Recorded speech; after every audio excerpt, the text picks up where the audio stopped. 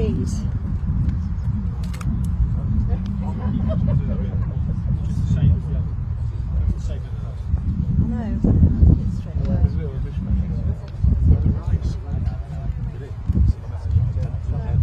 Oh no, I knew, that's why I was going there, finding out in person.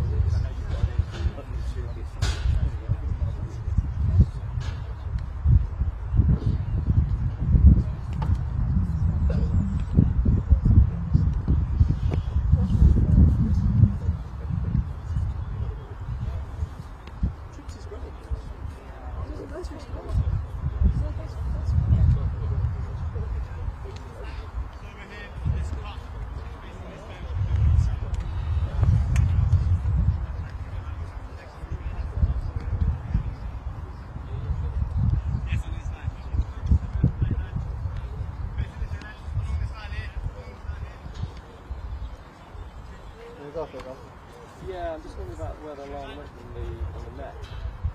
We're just going to run down, push them back down. That's fine. Go on and start on me. Oh, lovely. Okay. Lovely.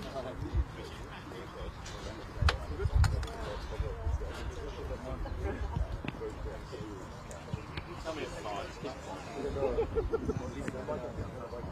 Okay guys, of course it has live England training. Comes in 3, I'll try and time it when the run is away.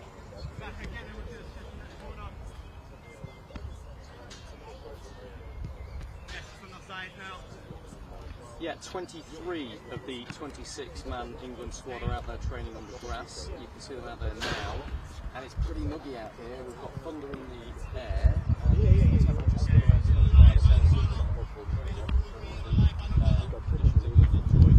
The start of their training camp out here was 17, 16 degrees, cloudy, raining at times. But yeah, the players that are missing, Phil Foden, of course, we know about. A little bit surprised not to see how far it was, but I understand they're going their own personal programs to get indoors. So everything really before this game, the rest of the game on Sunday, for that not to be able to get to Saturday and then for the game, they're going out programs away for the rest of that. But I don't get it.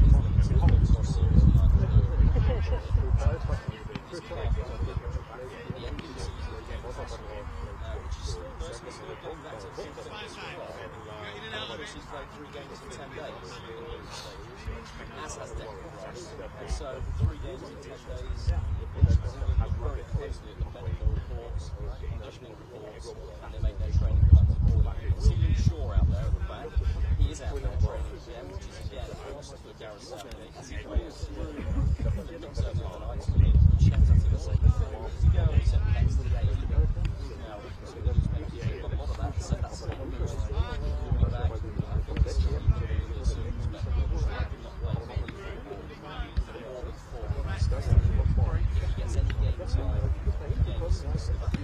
They've just done the news.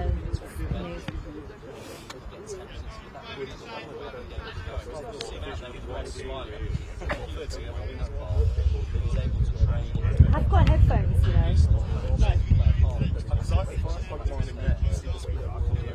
Yeah.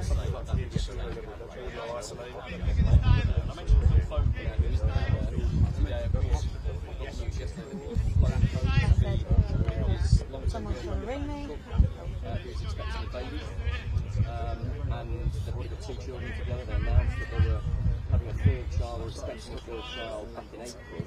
And the sense I get from the people I'm speaking to around the England camp are that they're not concerned about that. Certainly got Gareth Southgate's full permission to go home, and they fully expect him to be back in time to take part in training and be available for selection in that last 16 game against Slovakia. There's Gareth Southgate. Why don't we talk about him a little bit, because of course we've seen all of those quotes from the newspapers and some of the comments he made after the game, after that dour 0-0 draw against Slovenia in the final group game, where I have to say he sounded pretty down. I think we need to give a bit of context.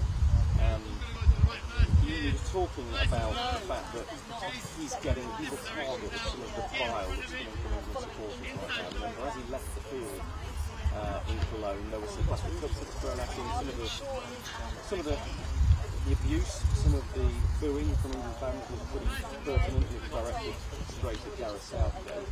He said, "Our world is different at the moment, and I feel like it's probably because of me." But he talked about how he can help the players as much as he possibly can, because he brought the joy back into playing for England, and we have to be very careful of where we head with it. Now, my reading of that is, Southgate's tiring of job. At this point, you can see things England are unbeaten. Top the group, they've got a favourable draw ahead of them. Why is there so much negativity around from the fans and from the media? Well, of course, Marcel will try and tell it as we see it, and most people feel that his performances that they're enjoying so far have been well below what they are capable of. But that joy that he talks about in those comments in the newspapers is really significant, I think. He's made it a brilliant environment to be an England player. Whenever you speak to anyone, they talk about how well they get on with it, how much they enjoy each other's company. That is entirely down to those two men on your screen right now, Gareth Southgate and his assistant Steve Holland. They wanted to make an environment where England players wanted to come and play for their country, because that wasn't always the case with some of their predecessors. So he's clearly saying, "Look, make me pull that. I've got broad on my shoulder. Please go through." Potentially, but the wider picture is, of course, that Southgate's contract expires at the end of December. He said in an interview with Bill, about time out here in Germany, to be honest. When I've seen him after the game in Frankfurt against Denmark, I feel really uncomfortable when he was walking around. Still following the training programme after that on Monday. He was back on grass with the team. He got changed with the team, out there warming up for the pitch in the third game that we went to Cologne. He has ambitions to get back to the time, but I think he's a little bit concerned about the negativity that he's doing in the stands and in the newspaper following him, and indeed on Sky Sports News, in the way that we're reflecting on how the team have done so far. So that's Gareth Southgate. Let's get back to the players, shall we? Because there's Kobbie, and he's got the bench twice for England now in the opening 3 games. I think there's a very strong possibility of starting England's last 16 games against Slovakia on Sunday. If you look at his stats for when he came on the pitch at half-time, so the second half of Slovakia, when he came on with Conor Gallagher, 100% crosses completed, 100% tackles won, 97% pass accuracy, 33 out of 34 passes completed, 2 duels won, 1 dribble. Okay. But what he did was he brought some much needed control in that England midfield on the ball. He linked up with Phil Foden very well. He linked up Harry Kane very well. He's a very intelligent footballer, even though this is his first major international tournament. I think there's a really strong possibility that he will start on Sunday. And it shows that Gareth Southgate's been drafted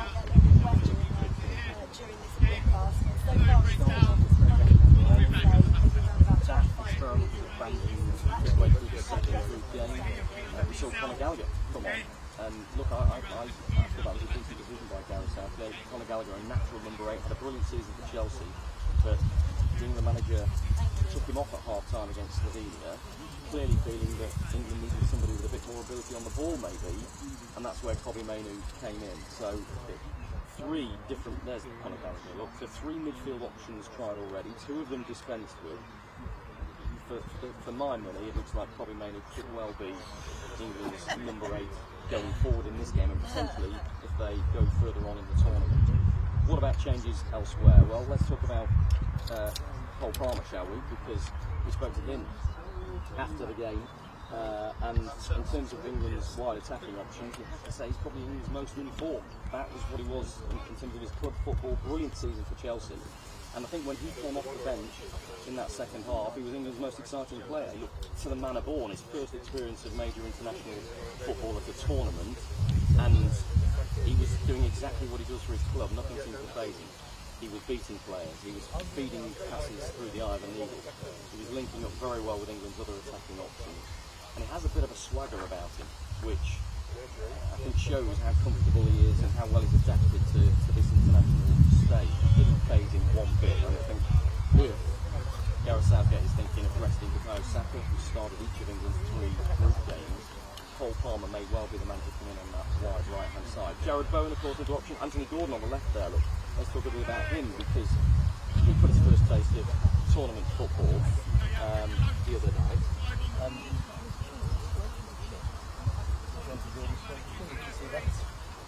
When we interviewed him in the victory after the game below. But Anthony Gordon got a minute, he came on the 89th minute, he got 4 minutes of injury time. So 5 minutes of major tournament football, but even in that time I think he showed that he was trying to take on his fullback, he was trying to get in behind the Slovenia defence, something England haven't done enough in this tournament. So I think if you have to consider him as an option if Phil Foden doesn't come back in time. And now, as I say, the indication, the expectation is that Phil Foden will be back in time to train and be available for selection against Slovakia, but we don't know. He's gone back to be with his pregnant girlfriend. We don't know any more detail than that. How much training is he going to miss? What sort of condition is he going to be in when he comes back? If he is not available, or Gareth Southgate has any doubts, I think Anthony Gardner has a really good shout. Let's see if we find Jude Bellingham, shall we? Because we can't stop talking about him. And look, I've done a piece on the Sky Sports app about Jude Bellingham, saying that I don't think he's fully fit. And I think this perhaps isn't the right way of describing it. I think he's tired. I think he's struggling, in truth, just by the sheer amount of football he's played in recent times. 105 games in 2 years that young man has played.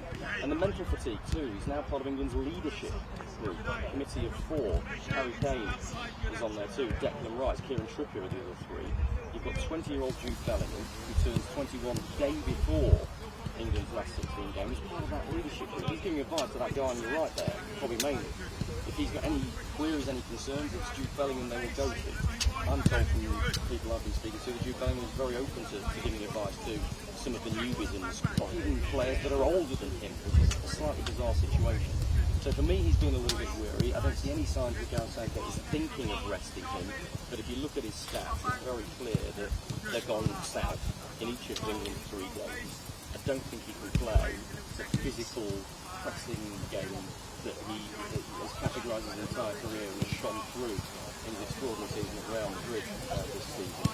You would like to see him winning the ball in the left half position, as you like to see him breaking as England's highest man through defence and getting onto a ball over the top. It's that sort of energetic game, and I think we've seen him throwing his arms up a little bit in frustration. That's partly because of England's problems they've had with the pressing game, and he's been trying to press and others haven't. But I think also it's a bit of an indication that he's not comfortable with his own physicality right now. He can't impact the game as much as he would like. Interesting that he was talking in the Lions' Den to the FA today, and he was talking about England's route from here on in, and saying that you can't take any game for granted. Slovakia are a real threat, and I think they are a threat to England in the form that they are right now, you have to say. But he's saying England are in a good place, they're ready to go, they've got no concerns about the form and fitness and conditioning of England's players right now. And again, it's this disconnect, I think, between what we're seeing in the media, what the fans are seeing on TV, what the fans are seeing on in the stadiums, which is very un-England-like, and what the players themselves are feeling. Unbeaten, a winning 2 draws, top of the group, comfortable, getting better all the time. Let's finish up, shall we, by showing you Marc, who, for me, has been England's best player, most consistent player in the whole of this tournament so far. We had real concerns, there is, but we had real concerns, didn't we? So much talk about Harry Maguire not being fit. Gareth Southgate tried so hard to get Harry Maguire here, so that it could be that traditional partnership with Maguire and Stones, which has served England so well under Gareth Southgate in the last 3 major tournaments. We haven't noticed the absence of Harry Maguire. Maybe in terms of attacking set pieces we've seen him missing, but Marc, for me, has been England's best player. His understanding, his communication with John Stones, his ability on the ball, how calm he is. In his first major tournament, I think it's been absolutely exemplary. And there's so much transfer talk about him right now, with good reason. He looks an absolute class act, and he will be speaking to the media a little bit later on. We will hear from Marc, and stay with us on Sky Sports News for that. It's going to be really interesting to hear exactly what he has to say. Marc talking to the media around 1:30 UK time, and as ever we'll bring that to you live on Sky Sports News.